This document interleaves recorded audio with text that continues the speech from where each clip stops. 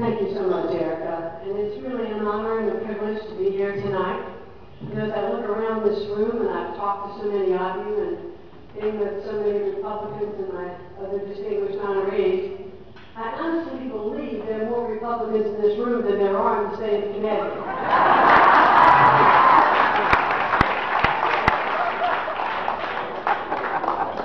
And it's really great to be able to give a speech tonight in Bailey March and not have to start with, I congratulate my opponent.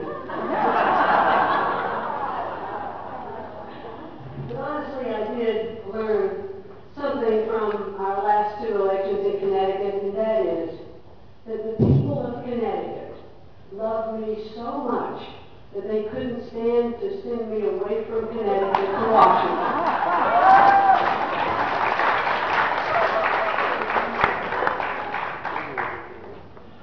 But on a little more serious note, I am truly honored to be here with the other honorees, and I admire each of them so much. Governor Jan Brewer, a strong woman who makes tough calls about her budget, tough calls to protect the citizens of her state. She stands tall. She actually believes that if you want to register to vote or apply for public assistance, you ought to be able to show proof of citizenship.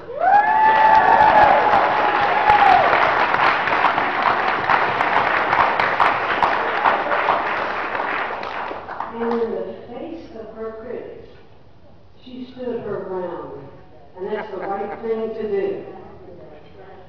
Jan Brewer doesn't run for university. She thrives on it. And I think we all know that the Grand Canyon State has a grand governor.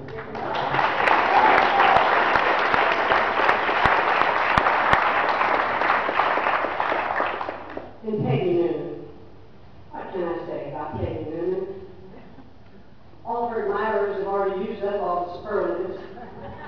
And I bet there are a lot of you in this room, in fact, I heard some of you say the same thing I do on Saturday morning. I get a cup of coffee, I grab the paper, and I read Peggy Noonan's column.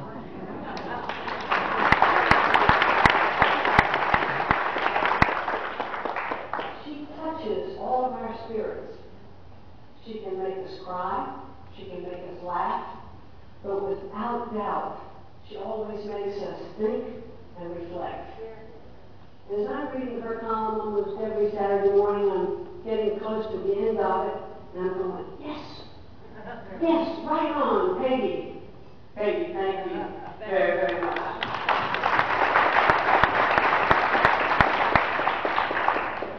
Major Penny, I'm honored tonight to meet you for the first time and to hear your amazing story. And I have to tell you that any man or woman that devotes their life to the military, serves to protect and defend our country, puts their life on the line as she has done, deserves our everlasting support, praise, and thanks. And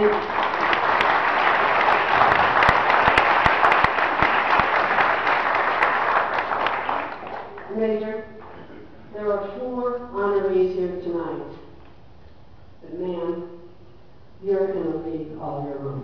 Thank you.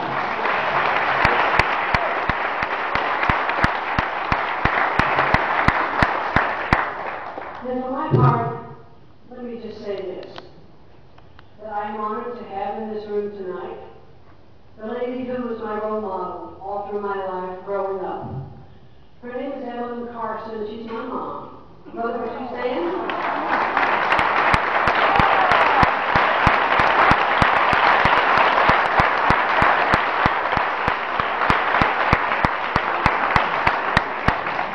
Thank you very much, Mother. I love you.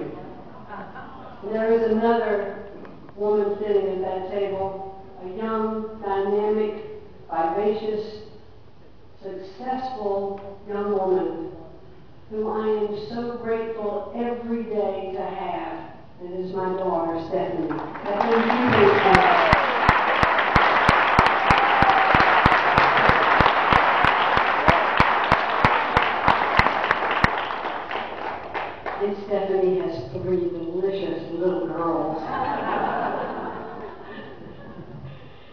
and I love them dearly. Just as a side note, I got to go today at 12:30 to the youngest granddaughter. She's 2 years old. I got to go to her preschool and help plant seeds and see how their little plants are going to grow. So it's been a full day.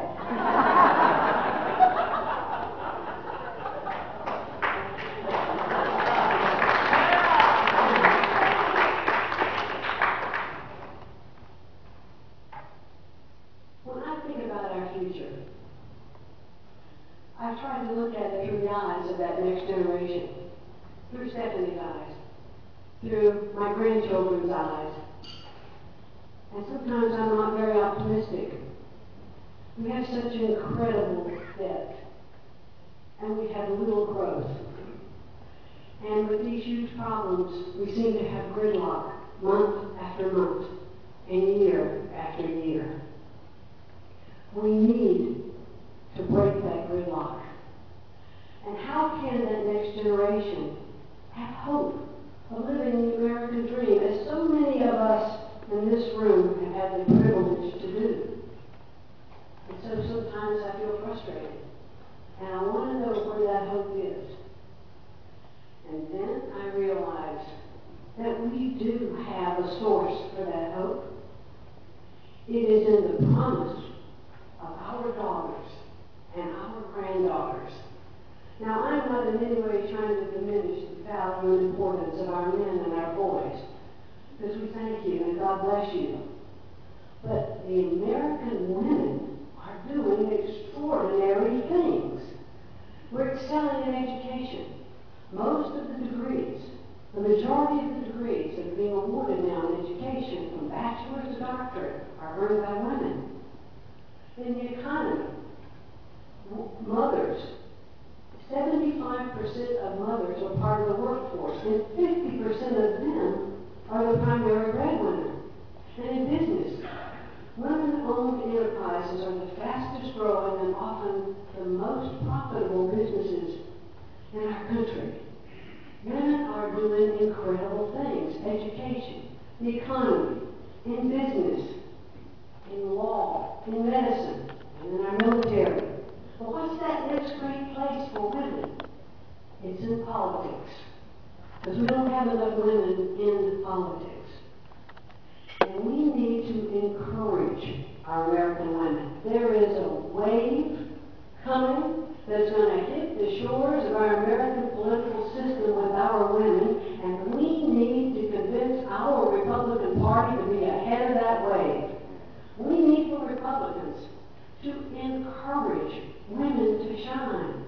We need to tell our young girls and our young women, go forth, set your aim high, and don't settle, don't back down. Believe in your hopes and your promises, because our women are the ones that I believe are going to be in the forefront of restoring our wonderful country to its greatness and glory. So I thank you so very much again for this award tonight, which I accept on behalf of the women in America, who I think do have the answers and do have the best ideas. And I hope we will all support them and continue for events like this, because it is going to be an incredible wave when it hits. Thank you all so very much.